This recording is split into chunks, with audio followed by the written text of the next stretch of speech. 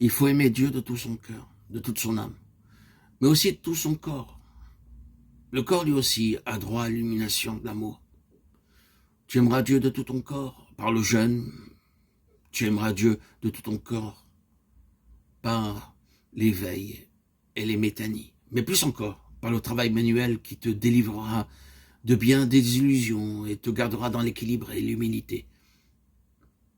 Nuit et jour, nous travaillons pour n'être à charge à personne, dit l'apôtre de Timothée 2,9. Et les mains que voici ont travaillé à mon service, au service de ceux qui sont avec moi.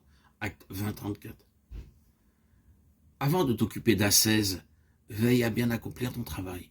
C'est une question de justice. Les gens du monde se donnent peine et fatigue pour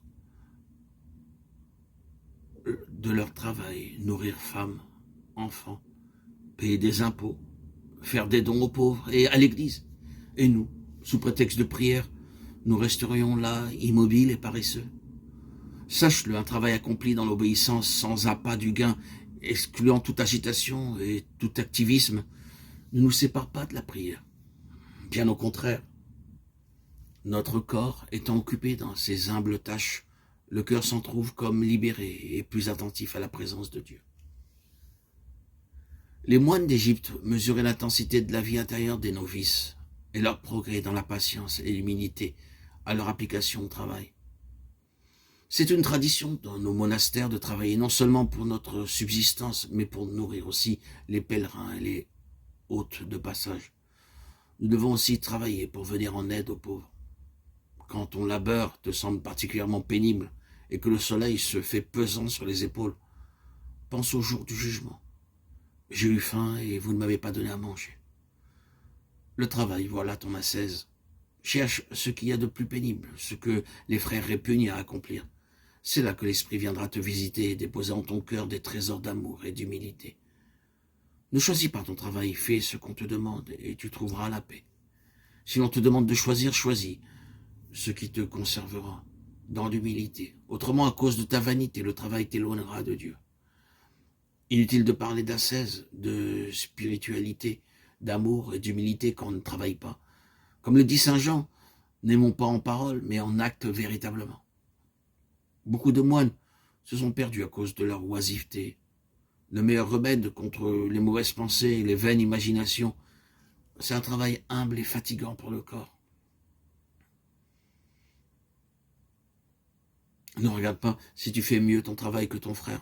Pourquoi travailles-tu? Pour ta propre gloire ou par amour pour Dieu?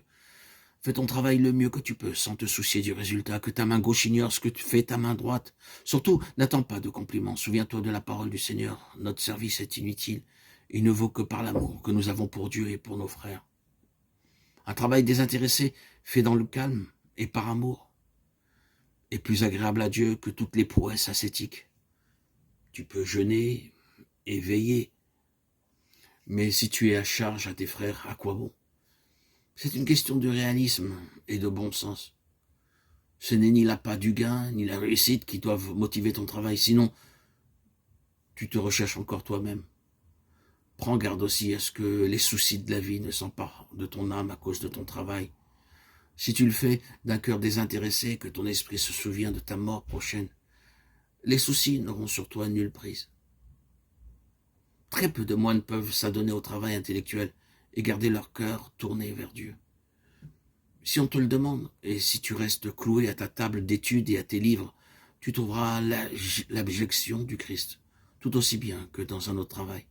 Mais tu auras un dur combat à mener pour garder l'humilité et pour ne pas tomber dans l'illusion de croire que c'est par tes connaissances que tu seras sauvé.